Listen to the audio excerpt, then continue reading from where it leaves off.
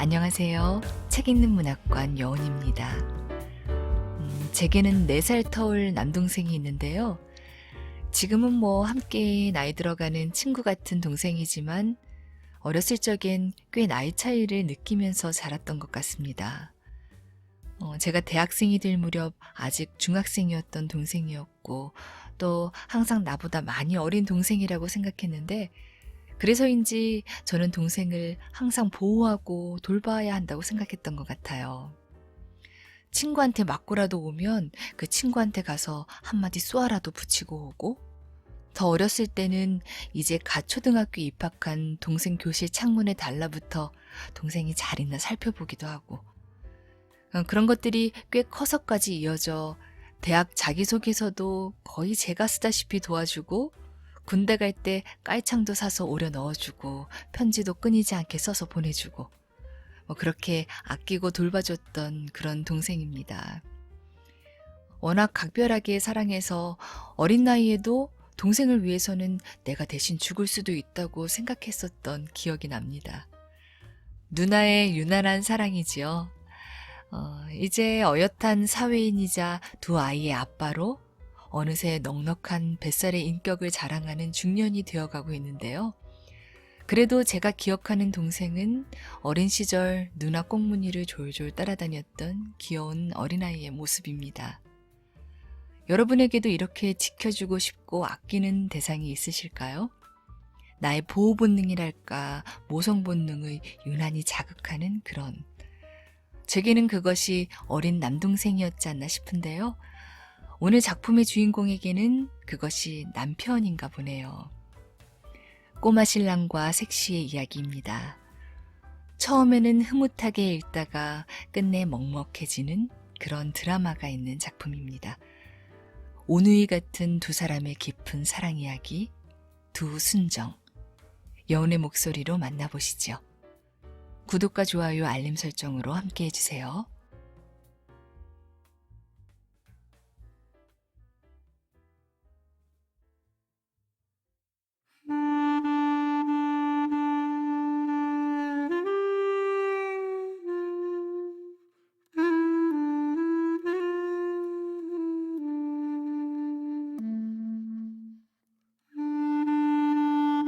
두 순정, 채만식.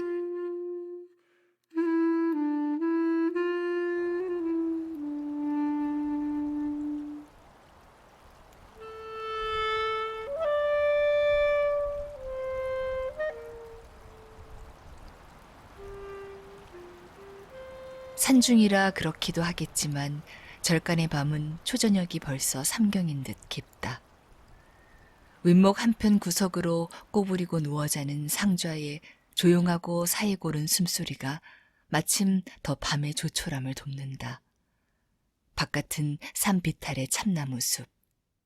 쏴, 때때로 이는 바람이 한참 제철진 낙엽을 우수수 날려 흩트린다.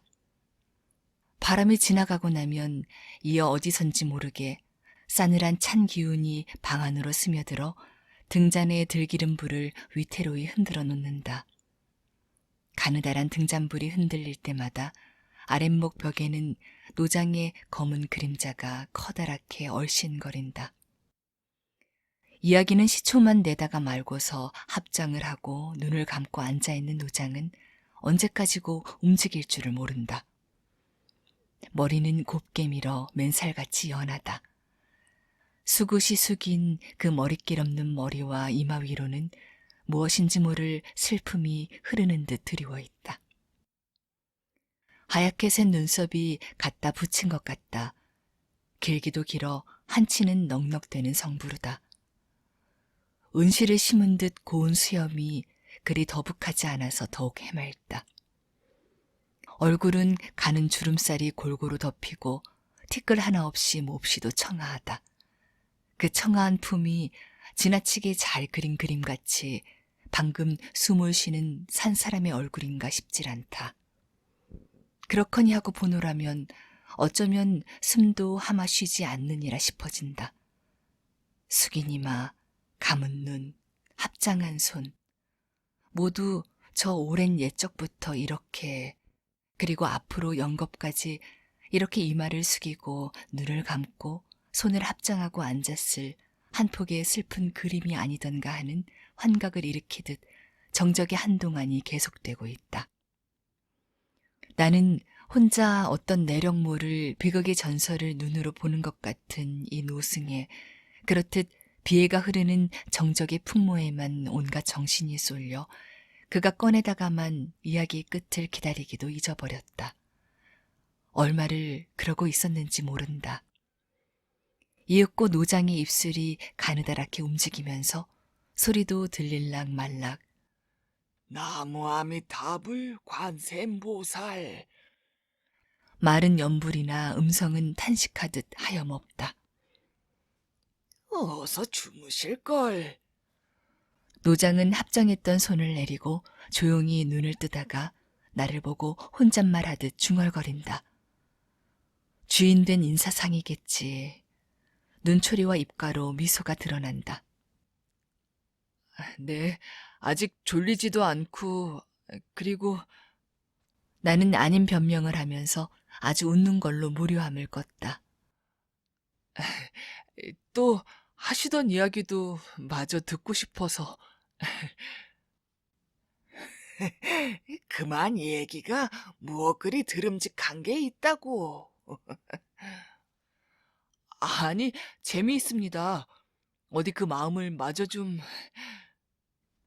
이 재미가 무슨. 정 듣고자 하시면 하기는 하리다마는 나도 원 들은 지가 하도 오래서. 노장은 아까 맨 처음에 하던 변명을 또 하고 있다. 이야기가 자기의 소경사가 아닌 양으로 하자 합니다. 실상 오늘 우연히 유산을 나왔던 길인데 다른 일행은 아래 절에서 유하고 있고 나는 전부터 이곳에 이상한 노승이 있다는 말을 들었던 터라 의정 혼자만이 암자를 찾아 올라와서 시방 그로 더불어 하룻밤을 지내게 된 것이다. 그래서 가만히 있자. 내가 어디까지 이야기를 했든가. 옳지. 아, 노장은 잊었던 이야기 끝을 찾아내서 머리 없는 머리를 끄덕끄덕한다. 그래서 색시는 밤이 이슥하도록 졸린 것을 참고 앉아서 바느질을 하다가 그러자니 촌농갓집 며느리로 이 새벽 어둑어둑하면 일어나서 소물을 쏜다, 이 새떼 끼니를 해치른다, 빨래질 다듬질을 한다 하느라고 겨울이라 다른 일은 없다지만 이 온종일 오죽이나 몸이 곧이며 그러니 밤이면 오죽이나 졸립겠소. 그런 걸 눈을 쥐어뜯고 잠어가면서 꾸벅꾸벅 졸아가면서.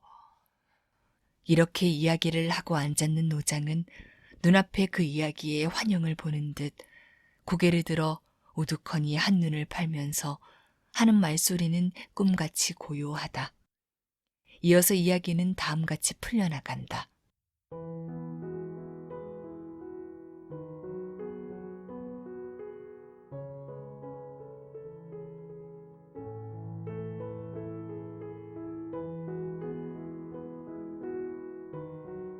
색시가 그렇게 밤이 깊도록 기다리고 있노라면 이슥해서야 겨우겨우 이웃집 글방에서 글 읽는 소리가 그친다.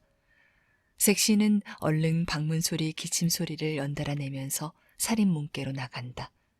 그때면 벌써 살인문 밖으로 쿵쿵쿵 어린 새서방 봉수가 급하게 뛰어오다가 어머니! 하고 외쳐 부른다.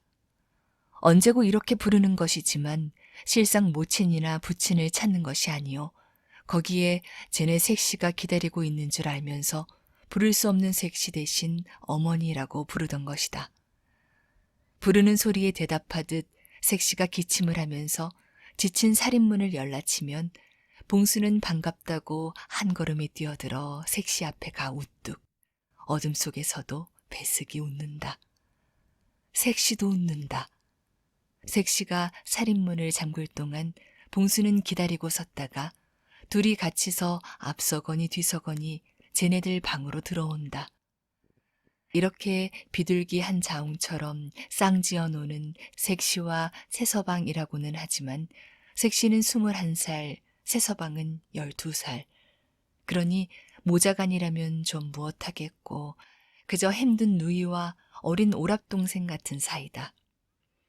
색시는 새서방 봉수를 꼭 오랍동생한테 하듯 귀해하고 새서방 봉수는 어머니를 제쳐놓고 어머니한테 따르듯 색시를 따른다. 봉수는 밖에 나갔다가 돌아와서 모치는 눈에 안 띄어도 그만이지만 색시가 없든지 하면 단박 시무룩해가지고 찾는다. 이렇게 둘이는 부부간의 정이 들기 전에 그것을 건너뛰어 의좋은 동무, 정다운 오누이가 되었던 것이다. 방으로 들어서기가 바쁘게 봉수는 노랑 초립과 빨강 두루마기를 훌러덩 훌러덩 벗어내 던진다. 색시는 그것을 일일이 집어서 갓집과 횃대에다가 넣고 걸고 한다. 망거는 안 벗고? 색시는 벌써 눈에 졸음이 가득한 새서방을 갸웃이 들여다보면서 웃는다. 졸려. 새서방은 눈을 실실 감으면서 커다란 상투가 올라앉아 있는 머리로 조그마한 손이 올라간다. 내가 벗겨주어? 좋아라고 새서방은 색시의 무릎에 엎드린다. 색시는 망건을 살살 벗기기 시작한다. 얘기. 새서방은 색시의 무릎에 엎드려 망건을 벗기면서 고담을 조른다. 졸려서 곤드레 만들어 오면서 이야기를 해달래? 그래도 이야기 해줘야지. 가만히 있어 그럼. 내 망건 갖다가 걸고 잘 누워서 이야기해줄게. 응? 색시는 벗긴 망건을 걸고 와서 새서방을 아랫목으로 뉘고 이불을 덮어주고 저도 한 가닥으로 허리를 가리고 그 옆에 가 드러눕는다. 새서방은 모로 돌아누워 이야기를 기다린다. 저 옛날에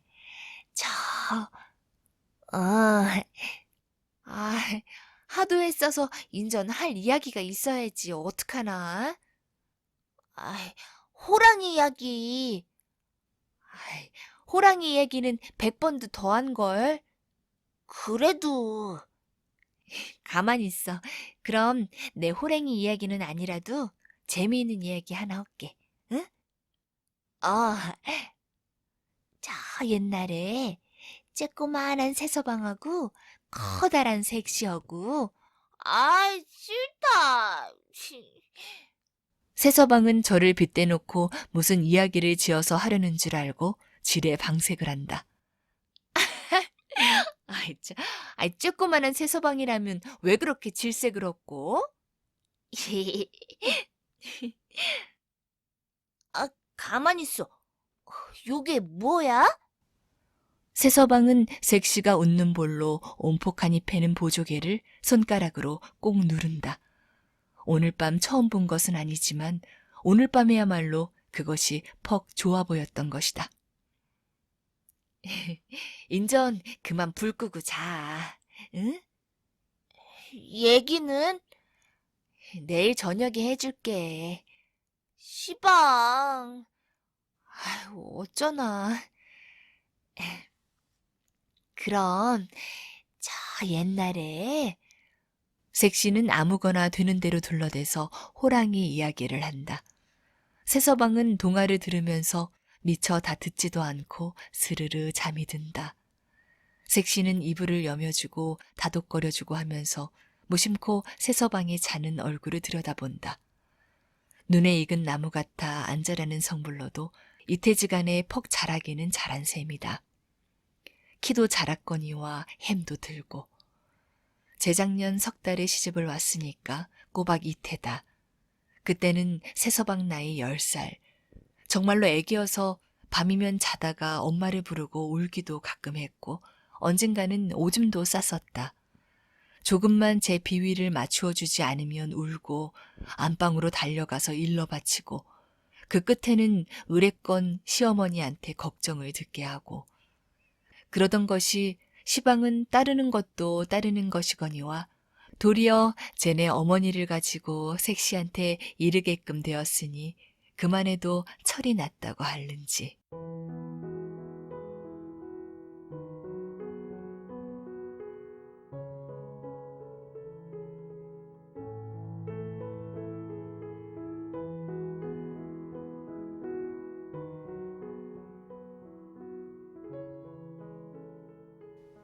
역시 그의 그 겨울 섣달 대목이 임박해서다. 시부모는 겨울이라 농사일도 별반 바쁠 게 없고 하니 봄이 되기 전에 며느리를 친가로 보내기로 했다. 3년이면 근친도 보낼 때다. 그러니 기왕 보낼 바이면 명절도 쟤네 친가에 가서 쇠게할 겸 금음 전으로 보내는 게 좋겠다고. 그래 모래 글피로 아주 날을 받고 부랴부랴 서두르기를 시작했다. 새 며느리의 첫 근친이라면 하기야 혼인잔치 못지않게 잔치를 차려야 하는 것이지만 가난한 촌농가에서 어디 그런 격식을 갖게 차릴 수는 없는 노릇. 그저 흰떡이나 한 말하고 인절미나 한 말하고 도야지 다리에 닭이나 한 마리 하고 엿이나 좀 고고 술이나 한 병 하고 이것이다. 이래서 집안이 갑자기 바싹 바빴는데 새서방 봉수는 대목이니까 설 차림인 줄 심상히 알았다. 바로 그날 저녁. 여느 때처럼 글방에서 늦게 돌아와 자리에 누운 새서방 봉수는 역시 여느 날 밤처럼 옆에 나란히 눈 색시더러 이야기를 조른다. 색시는 요새로는 저녁마다 그 이야기를 대기에 미천이 달려 적잖은 걱정거리다. 저 옛날에 색시는 이렇게 시초만 내놓고 까막까막 생각하다가 언뜻 좋은 이야기거리가 생각이 났다. 아이 참, 나 말이여. 저 모래 글피 저 우리 집에 갔다 올게. 응? 우리 집? 저기 제너머 쇠골? 아, 싫다. 어쩌나? 그래도 꼭 가야 하는 법인걸? 어머니 아버지가 갔다 오라고 해서 가는걸? 그래도 난 몰라. 그러지 말고, 응? 내 가서 꼭 한 달만 있다가 올게. 얘기도 많이 배워가지고 오고. 싫다. 한 달? 뭐, 30밤이나 자고 와? 색시는 아닌 게 아니라 속으로 딱하기는 했다. 시집을 왔으면 이태고 3년 만에 내남 없이 의뢰건 한 번씩은 근친을 가는 법. 그래서 시부모도 시키는 노릇이고 시키는 노릇이어서 마지못해 하는 게 아니라 시켜주기를 까맣게 기다리던 즐거운 한때다. 그러니까 즐거운 마음으로 가기는 가는 것이지만 그대도록 따르던 새서방을 비록 한두 달일 망정 떼어놓고 혼자 가서 있자니 두루 안 된 게 한두 가지가 아니다. 밤으로 글방에서 돌아올 때면 누가 나서서 맞아주며 그 밖에 아침 저녁에 잔시중은 누가 들어준단 말이냐. 어머니가 없는 것은 아니나 암만 해야 그새처럼 색시 제가 해주듯이 마음에 들도록 살뜰히 해줄까 싶질 않다. 이렇게 생각을 하면 근친이고 무엇이고 다 그만두었으면 싶기도 하다. 그러나 맘대로 그만둘 수도 없는 일이거니와 가령 저 혼자는 그만두자고 한다더라도 시부모한테 뻐젓이 내세울 말이 없다. 그렁저렁 색시는 마음이 민망하여 속을 질정하지 못한 채 새서방 봉수는 그날 밤부터 이짐이 나가지고 뿌르퉁한 채 근친 떠나는 날이 되었다. 새서방은 필경 고집이 터져 글방에도 안 가고 울어대다가 저희 부친한테 매를 맞았다. 매는 맞았어도 속에 맺힌 노염이야 풀릴 이치가 없이 종시 시무룩하고 한편 구석으로 비켜서서 색시가 떠나는 눈치만 본다. 색시는 마음에 걸려 몇 번이고 뒤를 돌아보면서 내키지 않는 길을 떠났다. 떠나기 전에 아무도 안 보는 조용한 틈을 타서 인제 글방이 파접하거든 설에 어머니 아버지더러 말씀하고 꼬마동이나 앞세우고서 오라고 달래기는 했으나 새서방은 울먹울먹 대답도 안 했다. 색시의 뒷그림자가 멀어지자 새서방은 살인문 밖으로 나서서 손가락을 입에 물고 바라다 본다. 이바디 고리짝해진 꼬마동이가 앞을 서고 뒤에는 색시와 또 하나 안동에 보내는 동리의 일갓집 아주머니가 나란히 들판을 건너가고 있다. 분홍 저고리에 갈매 옥색 치마를 입고 시방 저리로 까맣게 멀리 가는 색시 얼굴이 눈앞에 어른어른한다. 해죽이 웃고 웃으니까 볼에 온폭 보조개가 팬다. 방금 떠나갔는데 자꾸만 보고 싶다. 보고 싶은데 자꾸만 멀어간다. 멀어가는 그것이 어쩌면 색시가 영영 가버리는 것이나 아닌가 싶어진다. 그 생각을 하니 그만 안타까워 몸부림이라도 치고 울었으면 시원할 것 같다. 저 벌판을 다 건너 다시 그 앞을 막고 서 있는 산을 넘어서 또 조금만 가면 처갓집인 줄은 안다. 그러나 그것은 제가 장가를 갈 때와 또 그 뒤에 한번 가본 제 기억이 아니라 색시가 노상 손을 들어 가르쳐주던 말을 따름이다. 그러니까 색시가 한 그 말대로 그렇거니 하기만 했지 어디로 어떻게 가는 게 그 길인 줄은 모른다. 가든 안 가든 가는 길도 모르는 것이 봉수는 더욱 안타까웠다. 시방이면 아직은 보이니까 쫓아가면 갈 것도 같다. 부르면서 뭐라고? 어머니라고 부르면 알아들을걸. 어머니 부르면서 쫓아가면 거기 서서 기다려줄걸. 곧 뛰어가고 싶다. 다리가 움찔거린다. 저기 시방 가고 있는 분홍 저고리에 갈매 옥색 치마를 입은 색시가 돌아서서 웃고 기다리고 그럴라 치면 얼른 집으로 가자고 데리고 오고 어느 결에 눈물이 흐르는 것도 몰랐다.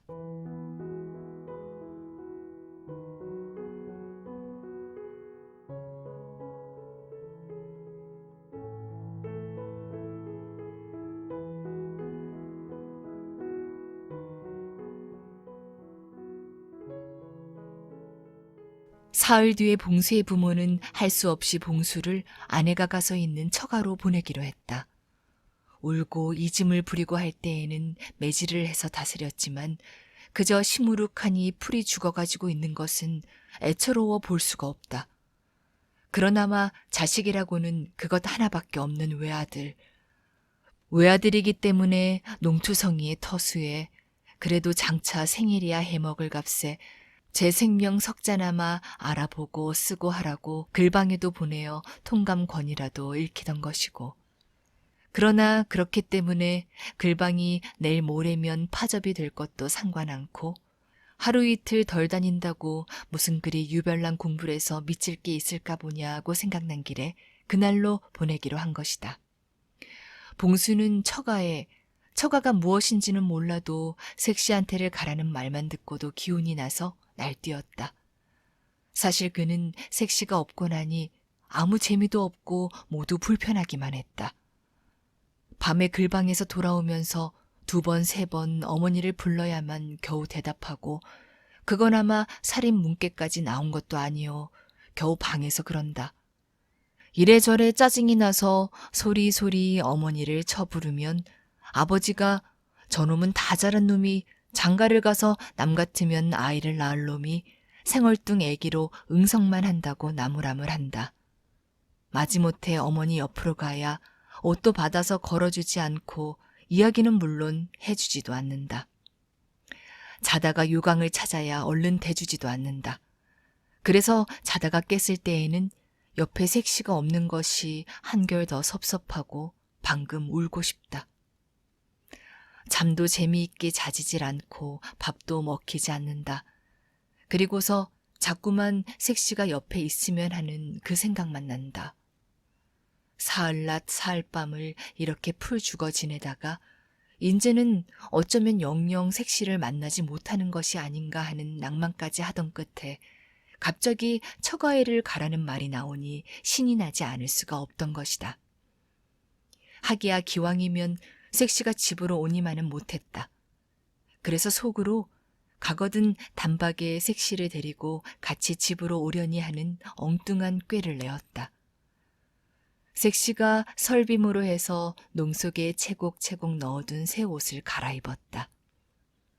부모는 간 길에 아주 설까지 쇠고 있다가 쟤네 아내와 같이 오라는 뜻으로 이렇게 차려 보내는 것이다. 처가에 설 세찬으로 달걀 세 꾸러미와 장닭 한 마리를 꼬마동이가 지게에 얹어지고 길라잡이 삼아 앞을 섰다. 봉수는 노랑 초립에 빨강 두루마기에 인제 갈아 신을 새 버선을 보따리에 싸 짊어지고 뒤를 따라섰다. 우쭐거리면서 촌집에 이른 조반을 먹고 나섰어도 20리 들판을 건너 오르기 오리 내리기 오리의 소잡한 재를 넘어 다시 10리를 걸어 겨우 쇠말에 처가에 당도했을 때에는 쪼작거리는 어린애 걸음이라 옷대가 겨웠었다. 새서방이 찰락거리고 들어서는 걸 본 색시는 고꾸라질 듯이 마당으로 뛰어내려온다. 꼬마동이며 또 뒤미쳐 나서는 친정어머니며 동생이 보는 데가 아니면 반가움에 겨워 그대로 얼싸 안을 듯했다. 새서방은 배슥이 웃고 섰다. 장모도 반겨하고 마침 앓고 누워있는 장인도 방문으로 고개를 내민다. 아유, 어서 방으로 들어가세. 아유, 잘 오기는 왔네마는 추운데 오느라고 고생했네. 장모가 이런 소리를 하면서 방으로 인도하제도 새서방은 그대로 서서 있다. 어서 방으로 들어가요. 응? 색시가 들여다보면서 애기 어르듯 하니까 새서방은 차차로 볼때기가 나오더니 집에 가. 6살박이 처제까지 모두 웃었다. 색시도 웃기는 웃으나 그의 고집을 알기 때문에 단단히 속으로는 걱정이 된다. 아, 어쩌나. 그러지 말고. 자, 어서 방으로 들어가요. 아유, 추워서 말도 잘 못하면서. 집에 가. 아니, 나도 오래오래간만에 우리 어머니 아버지한테 왔으니까 좀 편안히 있다가 가야지. 응? 그렇지 않아? 집에 가. 아유, 글쎄, 가든 안 가든. 장모가 보기에 하도 답답해서 달래는 말이다. 방으로나 들어가서 얘기를 해야지, 원. 아유, 우리 착한 새서방님이 이럴 때가 있더라. 응? 자, 어서. 어서 일러로 들어오느라. 그 자식이 고집도 유난하구나. 춥다. 어서 들어오너라. 장인도 내다보고 있다 못해 말을 거둔다. 그래도 꼼짝 않는 것을 색시가 할 수 없이 아무튼 그러면 가게는 갈 테니 우선 방으로 들어가자고 짐짓 조르니까 겨우 마음이 조금 풀리는지 비슬비슬 방으로 따라 들어온다.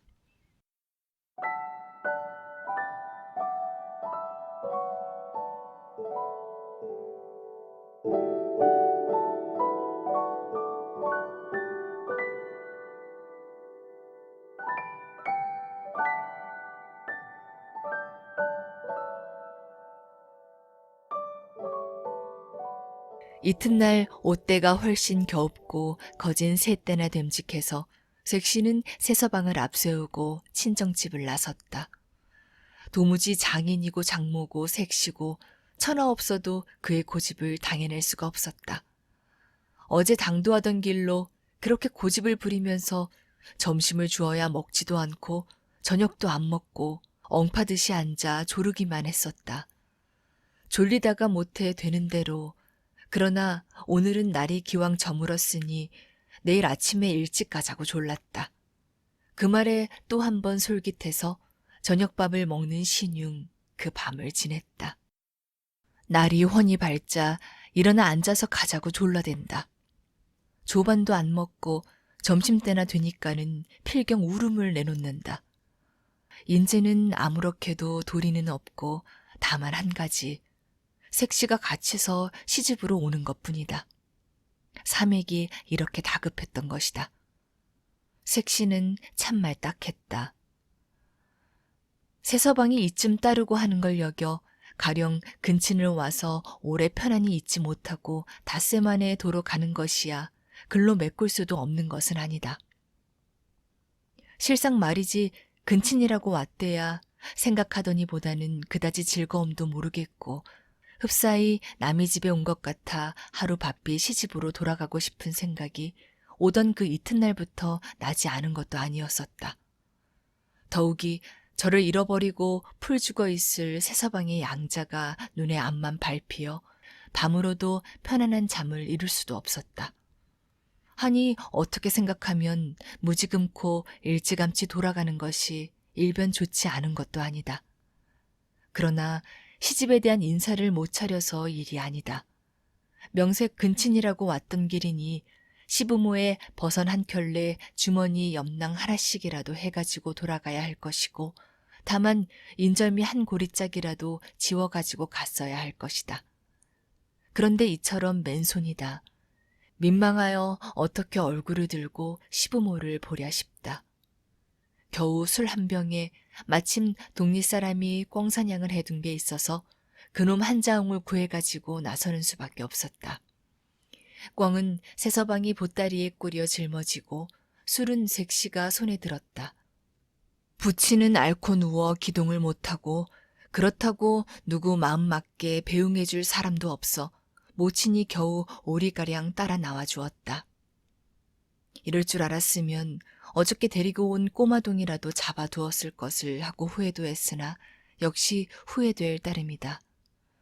그러나 해는 좀 기울었다지만 아는 길이니 저물기 전에 쟤만 넘어서면 그 다음에는 평탄한 들판인즉 좀 저물더라도 그리 상관은 없으리라는 안심으로 그것도 묻들이고 나선 것이다.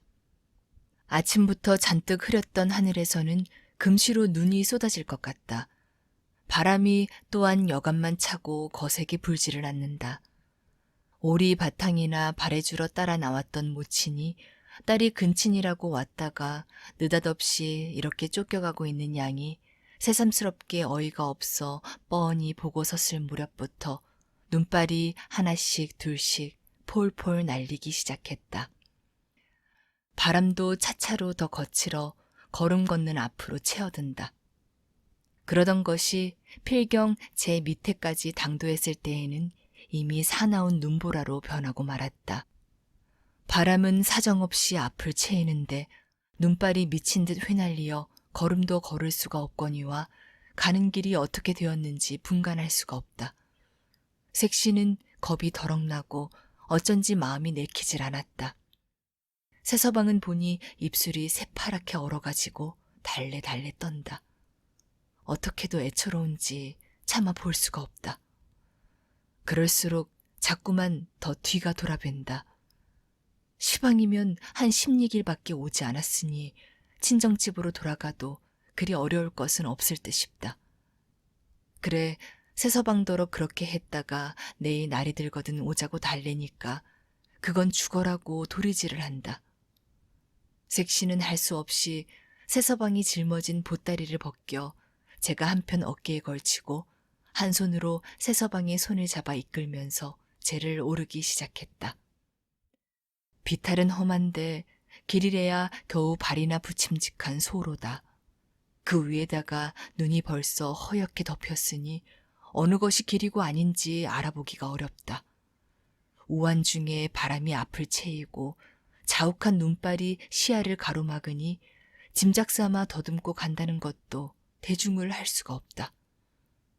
드디어 길을 잃고 말았다. 하마 마루터까지는 올라왔으려니 싶은데 그대로 올라가는 길이다. 그런가 하고 한참 올라가노라면 갑자기 내려 쏠리는 비탈이 앞으로 기울어졌다. 비탈을 겨우겨우 내려가면 도로 또 올라가는 언덕바지다. 색시는 옳게 겁이 나고 마음이 답보 급해서 허둥지둥한다. 새서방은 손목을 잡혀 매달려 오면서 세 걸음에 한 번씩 고꾸라진다. 와들와들 떨면서 얼굴이 사색이다. 참다 못해 새서방을 들쳐 업었다. 업고 나서니 새서방은 편할지 몰라도 색시는 더 어렵다. 꿩을 싼 보따리는 띠삼아 동참했다지만 손에 든 술병이 여간만 주체스럽질 않다. 새서방을 들쳐 업고 다시 얼마를 헤매는 동안에 길은 종시 찾지 못했는데 날이 깜빡 저물었다. 눈보라는 더욱 사나워 세 걸음 앞이 보이질 않고 바람은 앞뒤로 치어 퍽퍽 고꾸라트린다. 등에 업힌 새서방은 엉엉 울어댄다. 춥고 배가 고프다는 것이다. 그도 그럴 것이 어제부터 고집을 쓰느라고 끼니를 변변히 먹지 않았으니 묻지 않아도 배는 고플 것이다. 속이 비었으니 춥기도 한결 더할 것이고. 그러나 춥고 배가 고프기는 새서방만이 아니다. 색시도 새서방이 밥을 안 먹고 하는 운김에 어제 점심부터 오늘 점심까지 줄곧 설쳤기 때문에 시방 여간만 속이 허한 게 아니요. 따라서 추위도 더 심하다. 등에 업힌 새서방의 우는 소리에 애가 녹다 못해 색시는 치마를 벗어서 덤쓱 무릎 씌운다. 그러나 그것 한 껍데기 벗어버린 색시는 갑절이나 더 추웠어도 새서방이 그만큼 갑절 따스운 것은 아니다. 다시 얼마를 헤맸는지 모른다. 눈보라도 눈보라려니와 인제는 날이 아주 어두워서 지척을 분간할 수가 없다. 앞으로 옆으로 허방을 딛고는 쓰러진다. 그렇게 쓰러지기까지 하느라고 더욱 기운이 빠져 아주 기진맥진 한 걸음도 옮겨놓기가 어렵게 되었다. 기운이 없을 뿐만 아니라 정신도 아득하니 횡총망총해진다. 그러한 중에도 한 가지, 등에서 우는 새서방을 생각하여 이래서는 안 되겠다고 정신을 가다듬고 기운을 차려가면서 구르듯 기어가듯 하는 참인데, 그럴 무렵에 어쩌다가 한번 앞으로 푹 꼬꾸라지는 손에 잡혀지는 것이 있었다. 어떻게도 반가운지 그것은 논바닥의 벼폭이었었다. 벼폭인 줄 알자 인제는 산중을 벗어져 나왔구나 하는 안심에 그대로 펄씬 주저앉아 버렸다. 다시 일어날 기력이 없기도 하려니와 그는 시진한 정신에 시방 좀 쉬어가자는 생각이 든 것이다. 이 눈보라 속에서 쉬어가자고 주저앉아 있는 것이 벌써 정신을 차리지 못한 것인 것은 말할 것도 없다. 그러나 그러한 중에도 등에 업었던 새서방을 내려서 제 품 안에 담쑥 안고 치마로 싸주고 하기를 잊지 않았다. 하는 동안에 정신이 차차로 더 오리소리하고, 그러자 새서방의 우는 울음소리가 차차로 멀어감을 알았다.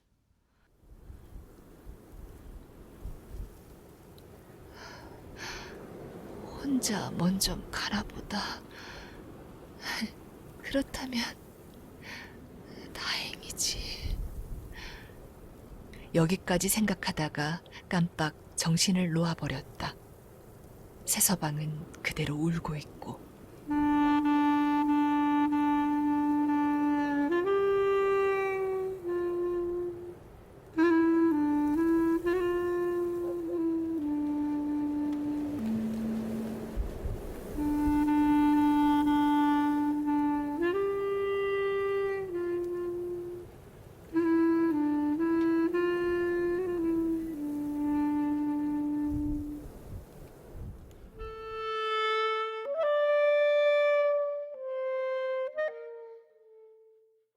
그날 밤 그리 깊진 않아선데 동리 사람 몇이 마침 제를 넘어오다가 길 옆 논바닥에서 사람 우는 소리를 들었다.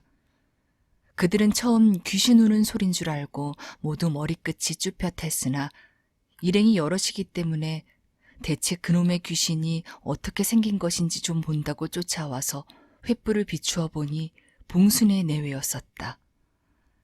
꽁꽁 얼어서 오그라붙은 색시와 다 죽어가는 새서방을 동네 사람이 업어오기는 했으나 색시는 영영 소생하지 못했고 새서방만 무사히 살아났다.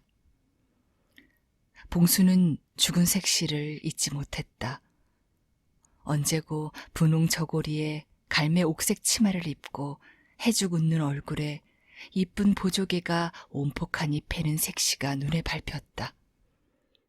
봉수는 이렇게 색시의 얼굴을 생각해 보는 것이 슬프면서 그게 기쁨이었었다. 그러는 동안에 그의 나이 13, 14, 17, 20 더해가고 사람도 자라 철이 들어갔다. 그러나 분홍 저고리에 갈매 옥색 치마를 입고 보조개가 온폭팩에 웃는 색시의 환영은 그대로 가슴속에서 사라지지 않았다. 도리어 점점 더 뚜렷해 갔다. 20살 때 그의 부모가 다시 장가를 들이려고 했으나 봉수는 막무가내로 듣지를 않았다. 25살까지의 양친이 다 돌아가자 봉수는 집과 살림과 밭되기와 논 면마지기를 모조리 팔아가지고 동리를 떠났다. 누구의 말에는 어느 산중에 들어가서 중이 되었다고도 한다.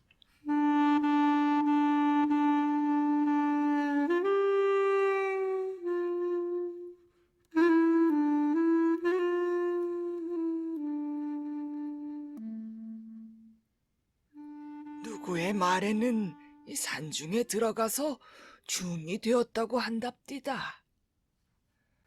이 말로 노장의 이야기는 끝이 났다. 나는 비로소 이 노장의 아주 속세의 인정사와 인연이 없는 성불러도 기실 지극히 슬픈 인정비화의 주인공인 이 노장의 내력을 안 것 같아서 혼자 고개를 끄덕거렸다. 그래, 노장, 올해 연치가 어떻게 되셨나요? 내 나이요. 82이랍니다. 82. 그러니 70년이군. 70년. 70년. 1세기 가까운 순정. 나는 혼잣말로 이렇게 중얼거리다가 다시 물어보았다. 그래, 시방도 그 분홍 저고리에 갈매 옥색 치마를 입고 볼에 보조개가 온폭 패는 색시가 늘 보입니까? 실없는 말씀을. 노장은 나를 나무라면서 눈을 감고 고개를 숙이고 합장을 한다. 머리 없는 머리와 숙인 이마로 흔적 없이 드리운 비에 흰 눈썹에 은실 같은 수염, 그림같이 청아한 얼굴, 숨도 쉬지 않는 듯한 정적. 이런 것이 모두 아까와 같았으나 대하는 나에게는 새로이 인상이 핍절했다. 윗목에서는 상좌가 여전히 꼬부리고 누워 숨소리 고르게 자고 있다. 잊었다가 생각이 난 듯 스와하니 밖에서 바람이 일어 낙엽을 흩뜨린다. 찬 기운이 방 안으로 스며들면서 등잔에 들기름불이 가느다랗게 춤을 춘다. 아랫목벽에 어린 노장의 꼼짝도 않는 그림자가 홀로 얼씬거린다.